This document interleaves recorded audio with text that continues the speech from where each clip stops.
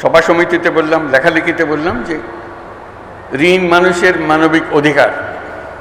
সবাই হাসাহাসি করলো।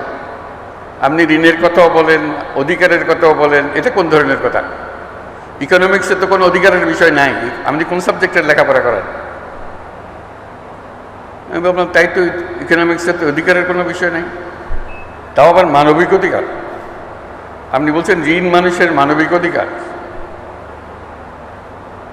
অনেক খটকা, একটা খটকার পরে আরেকটা খটকা। তারপরে বললাম আমরা দারিদ্রকে জাদুঘরে পাঠাবো। বলে আপনি কে জাদুঘরে পাঠাবেন? আমি বলছি আমি আপনার মতো একজন মানুষ, আমি পাঠাতে চাইলে আপনি আমাকে বাধা দিতে চান, বাধা দেন। বলে না এটা আপনার কাজ না, এটা তো সরকারের কাজ। তাহলে আমি আমার কাজ করে করতে থাকি, সরকার বাধা দিলে তখন দেখব। এই যে বললাম যে আমি জোবরার মহিলাদের কাছ থেকে নতুন অর্থনীতি শেখা আরম্ভ করলাম, সেই হিসেবে জোবরা আমার নতুন বিশ্ববিদ্যালয়ে দাঁড়িয়ে গেল। আজ পর্যন্ত যা কিছু করে যাচ্ছি,